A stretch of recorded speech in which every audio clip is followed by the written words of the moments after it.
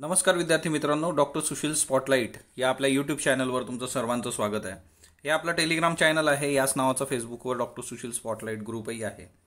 तर आजच्या महत्त्वाच्या न्यूजमध्ये विशाखापट्टणम गॅस गळतीबद्दलच्या न्यूज आज आलेल्या आहेत. ऑलरेडी आपण हे सगळं जो काही इश्यू आहे तो काल बघितलेला आहे, तर तो व्हिडिओ तुम्ही बघितला नसेल तर बघून घ्या. एकंदरच राष्ट्रीय मानव हक्क आयोग जे आहे त्यांनी केंद्र आणि आंध्र प्रदेशला याबाबत नोटीस बजावलेली आहे. राष्ट्रीय मानवी हक्क आयोग काय आहे तर तो ऑलरेडी आपण पॉलिटीच्या प्लेलिस्टमध्ये जा, तिथं तुम्हाला ते लेक्चर मिळेल. तर राष्ट्रीय मानवी हक्क आयोगावर प्रश्न पण अपेक्षित आहे. त्याचे रेफरन्सेस बरेच आलेले आहेत गेल्या वर्षभरामध्ये. रेल्वे गाड्यांवर सुद्धा या वायुगळतीचा परिणाम झालेला आहे. त्यांचा टाइम टेबल गडबडलेला आहे. तुम्ही हे फोटो बघू शकता. लिटरली रस्त्यावर लोक बेशुद्ध होऊन याच्यामुळे पडले होते. जवळपास 5 किलोमीटरचा जो एरिया आहे इथला, त्या सर्व एरियामध्ये 1000 जणांना त्रास झालेला आहे हा कमीत कमी, आणि 5000 लोक जवळपास याच्यामुळे अफेक्ट झालेले आहेत. LG पॉलिमर्स नावाची कंपनी होती आणि तिच्यामधून स्टायरीन नावाचा गॅस लीक झाला होता. हे फोटो आहेत बघा. हाच फोटो मी तुम्हाला काल दाखवला होता. तर स्टायरीन, आता हे स्टायरीन जे आहे तर ते फेनिलिथिन नावाने ओळखलं जातं, व्हिनायल बेन्झिन नावाने ओळखलं जातं, इथिनिल बेन्झिन नावाने सुद्धा ओळखलं जातं. आणि याचं जर रासायनिक सूत्र आहे ते C8H8 असं आहे. ओके. आणि त्याला रंग नसतो, द्रवरूपात असतं ते, पण बाहेर ज्यावेळेस तो पडतो त्यावेळेस तो वायुरूपात येतो आणि काही वेळानंतर तो पिवळा दिसायला लागतो. म्हणजे द्रवाची ज्यावेळेस वाफ व्हायला लागते तर त्यावेळेस गोडसर वाससुद्धा त्याला येतो, आणि जर खूप जास्त त्याची इंटेन्सिटी असेल तर उग्र वास पण येऊ शकतो. बट स्टायरीनच्या बाबतीमध्ये C8H8 हे लक्षात ठेवा, हा एक नवीन मुद्दा आपल्या याच्यामध्ये आहे. आणि हे मी तुम्हाला कालच सांगितलं होतं की अल्पकाळासाठी डोळे, नाकाची जळजळ, आतड्यांवर परिणाम, श्वासात अडथळे, दीर्घकालीन डोकेदुखी, मध्यवर्ती चेतासंस्था जी आहे पूर्ण न्यूरो सिस्टीमवर त्याचा इम्पॅक्ट होतो, नैराश्य, थकवा, कमकुवतपणा, श्रवणदोष, समतोल धरणे, लक्ष केंद्रित होत नाही. आता फक्त एक कर्करोग, आता या पेपरमध्ये यांनी सरळ कर्करोग दिलेला आहे. तर कर्करोगाच्या बाबतीमध्ये 100% गॅरंटी असलेले एव्हिडन्सेस समोर नाहीत, एवढं एक लक्षात ठेवा. कोविड-19ची तयारी जी होती ती बऱ्यापैकी इथं कामाला पडलेली आहे. मास्क, व्हेंटिलेटर, त्याचा फायदा झालेला आहे या सगळ्या याच्यामध्ये. आता दुसरी महत्त्वाची गोष्ट की हे कशामध्ये वापरलं जातं. स्टायरीन जे काय आहे ते ज्वालाग्रही आहे, तो द्रव आग लागू शकते. आणि polystyrene, plastic, fibre glass, rubber, latex याच्यामध्ये त्याचा उपयोग केला जातो. आणि म्हणजे काही फळांमध्ये, भाज्यांमध्ये मांस, दाणेसदृश्य घटक, थंड पेय याच्यात पण तो नैसर्गिक स्वरूपामध्ये स्टायरीन आढळतो. स्टायरीन आणि ते सगळं जे काही प्लॅस्टिक आहे ते कुठं कुठं वापरलं जातं तर पाईप, वाहनांचे सुटे भाग, printing cartridge, copy machine, toner, food container, carpet, packaging food, खेळणी, फ्लोअर, तर ह्या याच्यामध्ये ते वापरलं जातं. तर या बेसिक गोष्टी आपण काल बघितल्या होत्या. फक्त नव्याने स्टायरीनबद्दलचं हे C8H8 लक्षात ठेवा. इथिनिल बेन्झिन, व्हिनाईल बेन्झिल, फेनिलिथिन, तर हे तिची नावं पण आहेत. एकंदरीतच हा मुद्दा बघितला होता. हा पण मी तुम्हाला कालच सांगितलं होतं कालच्या याच्यामध्ये. छत्तीसगडच्या कागदाच्या कारखान्यातून विषारी वायू गळती झालेली आहे. तिच्यात 7 कामगार रुग्णालयात गेलेले आहेत. याचे खूप डिटेल्स नाही आहेत. रेफरन्स इतकाच आहे की वायू गळती आणि विषारी वायू गळती, दॅट्स इट. टाळेबंदी वाढण्याची चिन्ह आहेत, तसं आपल्या मुख्यमंत्र्यांनी स्पष्ट केलेलं आहे. 17 मे नंतर सुद्धा टाळेबंदी वाढू शकते. आणि ही एकंदर जी स्थिती आपल्यासमोर आहे, आता पण भारतामध्ये कालच्या याच्यामध्ये 3,500पेक्षा जास्त पेशंट्स आहेत. आणि त्यामुळे टाळेबंदी 17 मेच्या पुढेही जाणार आहे. पण बऱ्याच गोष्टी रिलॅक्स केलेल्या आहेत. त्याच्यावरही आपण एक हिंदूचा आर्टिकल बघूयात महत्त्वाचं, की त्याच्यातले महत्त्वाचे मुद्दे काय आहेत, की टाळेबंदीपेक्षा अजून काय करणं आवश्यक आहे, तर त्याही गोष्टी आपण बघूयात. तर बघूयात येत्या काळामध्ये. महाराष्ट्रामध्ये काल 1216 केसेस सापडलेल्या आहेत. महाराष्ट्राचा आकडा आता 17,974 गेलेला आहे. आणि एकंदरच फक्त आता हे खालचं जे आहे ना, याच्यामध्ये खूप काही प्रॉपर हे केलेलं नाही, कारण साताऱ्याची न्यूज आहे. सातारा 100+ गेलेला आहे. तर अशा बऱ्याच ठिकाणच्या, सोलापूरमध्ये पण बऱ्यापैकी पेशंट वाढलेले आहेत, है ना. तर हे तुम्ही बघू शकता. 1216 कालचे जे पेशंट आहेत, त्याच्या आधी 1233 होते. तर एकंदरच 1000+ आपलं चालू आहे रोजचं महाराष्ट्राचं. तर महाराष्ट्राच्या बाबतीत पण ही काळजी करण्यासारखी बाब आहे. मुंबईचा जो वाटा आहे कालच्या याच्यामध्ये तो 680 आहे. मुंबईमध्ये हे मोठ्या प्रमाणावर पेशंट्स आहेत एकंदरच. त्याच्यानंतर कर्नाटकमध्ये पण वाढलेले आहेत. आंध्र प्रदेशमध्ये ही वाढ झालेली आहे 1833, कर्नाटक 705. म्हणजे इथं बऱ्यापैकी जरा शांतता होती, पण हे परत वाढायला लागलं. तमिळनाडू तो ऑलरेडी 5406वर गेलेला आहे. केरला जो आहे तो फक्त स्थिर आहे याच्यामध्ये. त्याच्यानंतर तेलंगणामध्ये पण 1000+ आहे, 1122. आर्थर रोडची काल एक न्यूज बघितली होती आपण, एका रुग्णाला कोविड-19 होता आणि आता आर्थर रोडमधली जी संख्या आहे ती 77 कैदी आणि 26 पोलिसांना कोविड-19 पॉझिटिव्ह आलेला आहे. तर नक्कीच हे आपल्यासाठी म्हणजे अशा ज्या गोष्टी घडत आहेत हिच्यामुळेच सिस्टीमचं जे मनोबल असतं ना ते खचून जातं, की बाबा आता हे 26 पोलीस म्हणजे ज्यावेळेस सिस्टीममधली लोकं, मग ती स्वास्थ्य हिच्यातली असू देत, पोलिसातली असू देत, तिच्यामध्ये कर्मचाऱ्यांना जर कोरोनाची लागण खूप जास्त मोठ्या प्रमाणावर व्हायला लागली तर मग बाकीच्यांच्या मनात पण ती शंकेची पाल चुकचुकते. कारण ते ऑलरेडी त्या वातावरणात 24 तास आहेत. आणि आर्थर रोड कारागृहामध्ये काल एक कैदी आणि त्याच्याबरोबरचे 2 शिपाई असं सगळं प्रकरण होतं. आजच्या डेटमध्ये 24 तासात परिस्थिती बघा किती बदललेली आहे. 17 कैदी, 26 पोलिसांना करोना. म्हणजे एवढं एक आहे की कुठल्याही नवीन ठिकाणी एक व्यक्ती जरी एंट्री घेणार असली तर तुम्ही खूप काही काळजी घेणं गरजेचं आहे. हे फार महत्त्वाचं आहे इथं. त्याच्यानंतर आता आर्थर रोडमधली सगळ्यांचीच तयारी टेस्ट करावी लागणार आहे. देशात करोनामुळे जवळपास 89 जणांचा काल मृत्यू झालेला आहे आणि एकूण संख्या जी आहे 52,915. आपण जे काही सर्वात जास्त करोना अफेक्टेड देश आहेत त्या 15 देशांमध्ये भारताला आता स्थान मिळालेलं आहे ना. तर ह्या सगळ्या याच्यामध्ये BSFचे पण 2 कर्मचारी त्यांचाही करोनामुळे मृत्यू झालेला आहे. तर व्यवस्था म्हणजे त्या सिस्टीमवर नको हे जास्त व्हायला, नाही तर अदरवाईज ते आपल्यासाठी प्रॉब्लेमॅटिक होऊन जातं. तर एकंदरच कालच्या याच्यामध्ये 3,561 इतके रुग्ण सापडलेले आहेत भारतामध्ये आणि हा आकडा बऱ्यापैकी आहे. जवळपास महाराष्ट्राचंच योगदान जवळपास दररोज 1000+ आहे. जे काही अडकलेले मजूर आहेत त्यांच्या परिस्थितीत अजूनही म्हणजे प्रॉब्लेम्समध्ये वाढ होत जाते. कारण एक तर उत्तर प्रदेशसारखी जी राज्य आहेत ते मजुरांना घेण्यास अलाउड करत नाही आहेत. म्हणजे त्यांच्या इथलेच त्यांचेच नागरिक पण ते त्यांना राज्यात घ्यायला नकार देत आहेत. आणि ह्या परिस्थितीमध्ये पंजाबमधली पण घटना घ्या. हे सगळे जे नांदेडच्या गुरुद्वारातून गेलेली लोक आहेत त्याच्यामुळे मोठ्या प्रमाणावर कोविड-19 त्यांच्यामध्ये होता, जवळपास 70पेक्षा जास्त लोकांमध्ये. आणि ही एक भीती पण आहे कुठंतरी. आणि त्याच्यामुळे या लोकांचा खूप मोठा प्रॉब्लेम झालेला आहे मजुरांचा. तर स्थलांतर आणि त्या सगळ्या गोष्टीवर पण आपण डिस्कस करूयात एखाद्या व्हिडिओमध्ये, की एकंदरच भारतामध्ये होणारं स्थलांतर आणि त्याचे रिझन्स काय आहेत. आणि ते आपला येत्या काळामध्ये स्थलांतराविषयी प्रश्न 101% येणार, कारण हा खूप मोठा प्रॉब्लेम आहे. फक्त याच्यामध्ये आता यांना वैद्यकीय प्रमाणपत्राची जी अट होती एका राज्यातून दुसरीकडे कुठेही जाताना, तर ती आता नाहीशी केलेली आहे, ती अट काढून घेतलेली आहे. तर हे एक महत्त्वाचं आहे. आणि या लोकांना खरं तर माहीतच नाही की आपल्याला पाठवणार आहेत, नाही पाठवणार आहे, आपल्याला रेल्वेने पाठवतील, बसनी पाठवतील, काय करतील, काहीही माहीत नाही. त्याच्यामुळे मग हे सगळं वातावरण दिशाहीन होतं आहे, निराशा पसरते. तर ह्या गोष्टी प्रशासनाने थोडं प्रॉपरली हँडल करणं गरजेचं आहे. त्याच्यानंतर मध्य प्रदेशमध्ये कारखान्यांच्या कामांच्या तासामध्ये वाढ करण्यात आलेली आहे. कारण एकंदरच टाळेबंदीमुळे जे सगळं अर्थचक्र गडबडलेलं आहे त्याला गतिमान करण्यासाठी मध्य प्रदेशने कामाचे तास जे आहे ते 8 वरून 12 तास केलेले आहेत. तर मध्य प्रदेशने याच्यावर आता काम करायला सुरुवात केलेली आहे. कामगारांची इच्छा असल्यास त्यांना वाढीव तास काम करण्यास परवानगी दिलेली, जोर जबरदस्ती नाही आहे.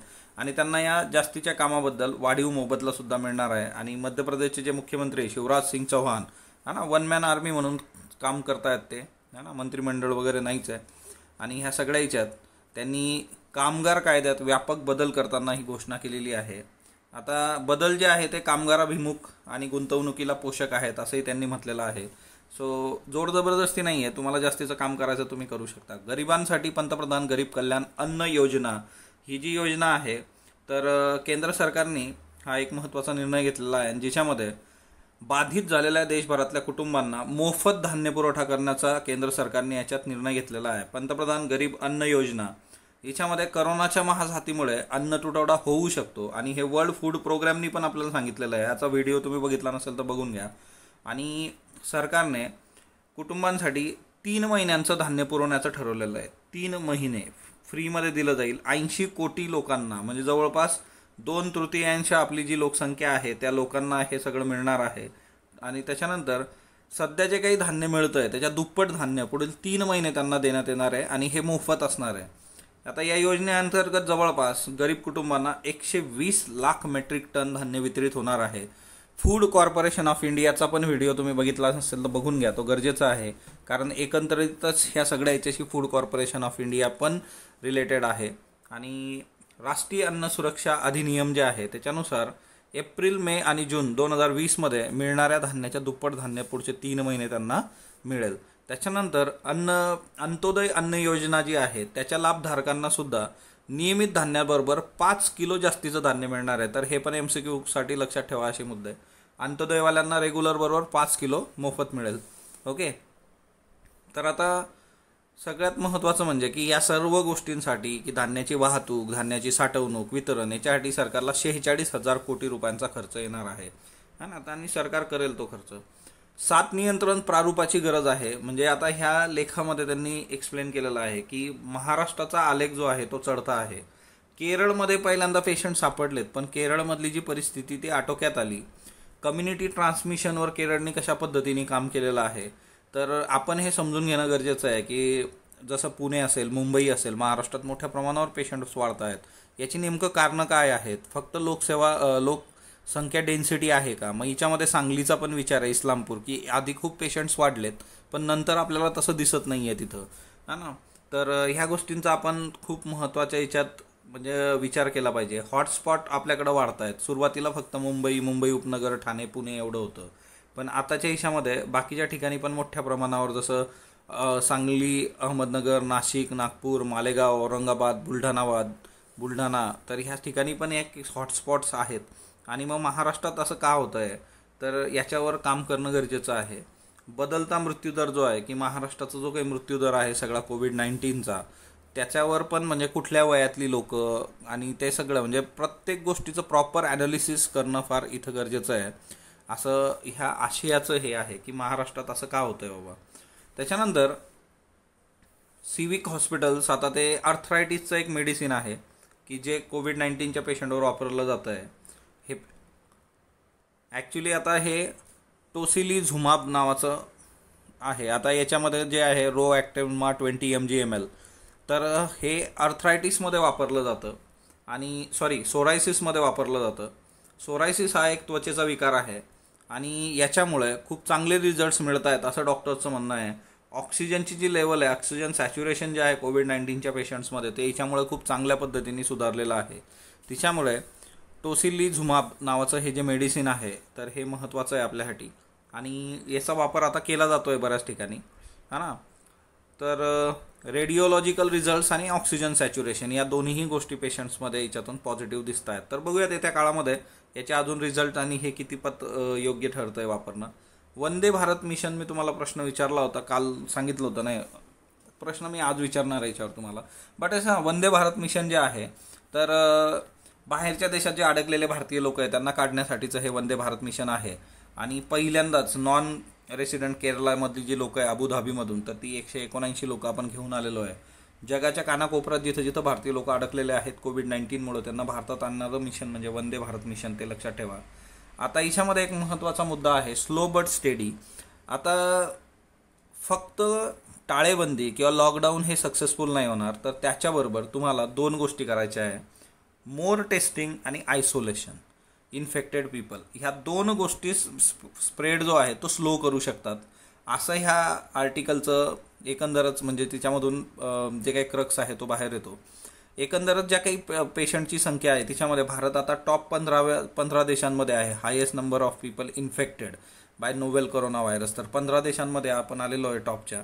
आणि जवळपास जेवढे इन्फेक्टेड आहेत जगामध्ये त्याच्या भारतात 1.41% लोक आहेत. कारण बाहेरच्या देशांमध्ये अमेरिका वगैरे लाखोमध्ये ती लोक आहेत. तर फक्त 1.41% कोविड-19च्या केसेस वर्ल्डवर ज्या आहेत त्या भारतामध्ये आहेत आणि त्या हळूहळू वाढत गेलेल्या आहेत. आणि त्याच्यामुळे इथं हा खूप महत्त्वाचा मुद्दा एक आहे की असे देश जे आहे जिथं मोठ्या प्रमाणावर झालेलं आहे ते आहे इटली आहे, स्पेन आहे, UK आहे, फ्रान्स आहे, जर्मनी आहे, टर्की आहे, इराण आहे, हा ना. आता यांनी स्लो डाऊन झालेलं आहे नवीन केसेसमध्ये. त्याच्यानंतर ब्राझील, रशिया, पण इथं पण फ्लॅटनिंग नाही आहे कर्व. फ्लॅटनिंग कर्व म्हणजे काय, किंवा तुमच्याकडे केसेस वाढत आहेत आणि नंतर त्या स्थिर होत जात आहेत. हा ना. तर असं इथं ब्राझील रशियात दिसत नाही, भारतात पण हा फ्लॅटनिंग होत नाही आहे, तो वाढत वाढत जातो आहे.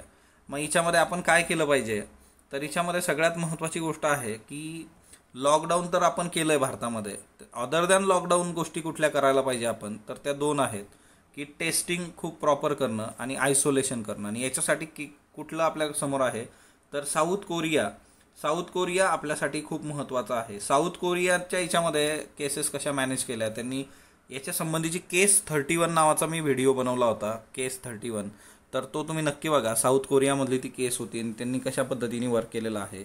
साऊथ कोरियाचं मॉडेलसुद्धा इलेक्शनसाठी समोर ठेवणं गरजेचं आहे. आता विधान परिषदेचे इलेक्शन्स आहेत 21 मे, आणि त्याच्यासाठी साऊथ कोरिया हे आपल्यासमोर असेल, तर हे खूप महत्त्वाचं आहे. तर दुसरं पण एक आर्टिकल आजच्या याच्यामध्ये आहे की ते म्हणजे कोरोना लॉ आपल्याकडं आला पाहिजे आणि आपण त्या पद्धतीने national disaster management authority through त्या लॉची अंमलबजावणी वगैरे अशा पद्धतीने एक आर्टिकल आहे. आर्टिकलची PDF आपल्या ग्रुपवर आहे, ते नक्की तुम्ही बघू शकता. आता बघा, CSIRनी डाटाबेस तयार केलेला आहे. हा जिनोम डेटाबेस आहे. या जिनोम डेटाबेस की जे नोवेल कोरोना व्हायरसचा जिनोम सिक्वेन्स जो काही आहे की त्याच्या DNA आणि एकंदरच तिच्यामध्ये कशा पद्धतीने बदल होतात, 53 जिनोम सिक्वेन्स आतापर्यंत already CSIR council for science and industrial research यांनी सबमिट केलेला आहे. आणि दुसरं महत्त्वाचं म्हणजे की अजूनसुद्धा ते 450 जिनोम सिक्वेन्स 15 मेपर्यंत आपल्याला देणार आहेत. आता बघा, CSRच्या ज्या वेगवेगळ्या इन्स्टिट्यूट्स आहेत त्या कुठं आहेत, MCQसाठी हे आपल्याला 100% विचारलं जाऊ शकतं. जिनोमॅटिक्स अँड इंटिग्रेटिव्ह बायोलॉजी IGIB दिल्लीमध्ये आहे. दुसरं centre for cellular and molecular biology हैदराबादमध्ये आहे. इन्स्टिट्यूट ऑफ मायक्रोबियल टेक्नॉलॉजी चंदीगडला आहे. ओके. तर ह्या ज्या सगळ्या 3 संस्था आहे ह्या पण जिनोमवर काम करतायत कोरोना व्हायरसच्या. तर या 3 संस्था लक्षात ठेवा, genomics and integrative biology Delhi, centre for cellular and molecular biology Hyderabad, institute of microbial technology Chandigarh. Okay. CSIRचे इन्स्टिट्यूट्स आहेत आणि हे आपल्यासाठी महत्त्वाचं आहे. त्याच्यानंतर कन्स्ट्रक्शन ऑफ रथयात्रा चॅरिएट. आता कन्स्ट्रक्शन अलाउड केलेलं आहे. हे सगळं जे आहे तर ते जगन्नाथपुरी जे आहे आपलं, तर जगन्नाथपुरी टेम्पल ओडिसा, तर तिथं यात्रा असते रथांची दरवर्षी. तर ते जे रथ आहेत त्याचं कन्स्ट्रक्शन करायला अलाउड केलेलं आहे. पण सध्या तरी एकंदरच ही यात्रा कशी होणार, काय होणार याच्याबद्दल पण संभ्रम आहे. पण ठीक आहे, आता ते बघूयात पुढे. बेंगॉलमध्ये जे काही आपलं बेंगॉलचं फॉरेस्ट डिपार्टमेंट आहे त्यांनी दिलेलं आहे की सुंदरबनमध्ये वाघांची जी काही संख्या आहे तर ती 88 वरून 96 वर गेलेली आहे. म्हणजे 2019-20 मध्ये एकूण 8 वाघ तिथं वाढलेले आहेत आणि वाघांच्या संख्येमध्ये वाढ तुम्ही बघू शकता सुंदरबनमध्ये. तर ही एक पॉझिटिव्ह न्यूज आहे आपल्यासाठी. रॉयल बेंगॉल टायगर जो आहे हा ना, तर त्याच्यामध्ये तर हे खूप महत्त्वाचं आहे. ऑलरेडी व्याघ्रगणना आलेली आहे यावर्षी, त्यामुळे म्हणजे 2019 मध्ये. तर व्याघ्रगणना असल्यामुळे तर प्रश्न येणाऱ्या परीक्षांमध्ये 100% वाघाशी रिलेटेड कुठल्या न कुठल्या गोष्टीवर जर जाणार हे नक्की आहे. जागतिक स्थलांतरित पक्षी दिवस जो आहे तो उद्या आहे, 9 मे रोजी तो असतो. आणि जागतिक स्थलांतरित पक्षी दिवस जो आहे तो 9 मेला, म्हणजे ॲक्च्युली मे महिन्याच्या दुसऱ्या शनिवारी तो साजरा केला जातो. म्हणजे 9 मे असं नसतं ते, तर मे महिन्याचा दुसरा शनिवार जो असेल त्या दिवशी ते साजरा केलं जातं. आणि याच्यासाठी the convention on migratory species, the African Eurasian waterbird agreement आणि एन्व्हायरमेंट फॉर द अमेरिकाज या 3 संस्था पुढाकार घेतात. आणि यंदाचं जे सूत्र आहे किंवा जी थीम आहे, बर्ड्स कनेक्ट अवर वर्ल्ड, तर पक्षी आपलं जग कनेक्ट करतात अशाच थीमवर हे असणार आहे. तर ते आपल्यासाठी महत्त्वाचं आहे. निधनमध्ये रमेश वर्डीकर हे खो खो सांख्यिकी तज्ज्ञ होते, यांचं निधन झालेलं आहे आणि त्यांचं वय जे होतं ते 83 वर्ष वय होतं. त्याच्यानंतर ह्या मालविका मराठे वृत्तनिवेदिका होत्या आणि यांना तुम्ही सर्व ओळखता, तुम्ही यांना बघितलेलं आहे. दूरदर्शनच्या सह्याद्री वाहिनीवरच्या माजी वृत्तनिवेदिका होत्या. आणि अभिनेत्री मालविका साठे यांचं आज प्रदीर्घ आजाराने काल निधन झालेलं आहे. 53 वर्षाच्या त्या होत्या. तर वय वर्ष 53, खूप काही जास्त नाही आहे. तर हॅलो सखी नावाचा कार्यक्रम पण त्या करायच्या आणि त्याचा चेहरा म्हणून त्या ओळखल्या जायच्या. तर ते एक महत्त्वाचं आहे. त्याच्यानंतर दुसरं महत्त्वाचं म्हणजे मोरूची मावशी, हिच्यात पण त्यांनी काम केलेलं आहे. मोरूची मावशी नाटक तुम्ही बघितलं असेल. कृष्णलाल भील जे आहेत की जो काही राजस्थानच्या थर वारवंटातला बहवालपूर संस्थान आहे, हे बहवालपूर संस्थान जे आहे ते आता पाकिस्तानमध्ये आहे. आणि ते लोकगायकाची जी कला आहे, लोकगायन आणि त्या सगळ्या त्या कलांचे त्या कलेचं फार प्रॉपर यांनी शाश्वत हे केलेलं आहे विकास. आणि कृष्णलाल भिल त्यांच्याकरता ओळखले जातात.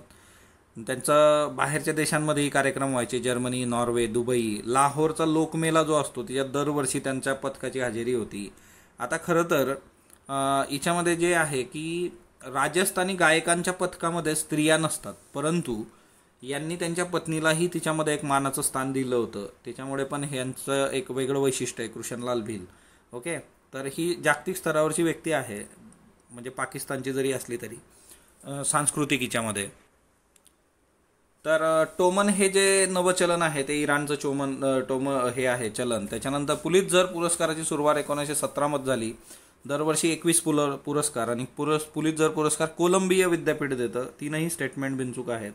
त्याच्यानंतर लॉंग मार्च 58 चीन. त्याच्यानंतर आफ्रिकन स्वाईन फिवर जो आहे तो 1921 मध्ये केनियात पहिल्यांदा दिसला होता. भारतातील सर्वात जुना सर्वात मोठा कृषी दबाव गट जो आहे तो ऑल इंडिया किसान सभा असा आहे. प्रेशर ग्रुपचं लेक्चर जर तुम्ही बघितलं नसेल तर ते बघून घ्या पॉलिटिक्सच्या ह्याच्यामध्ये. Hog cholera.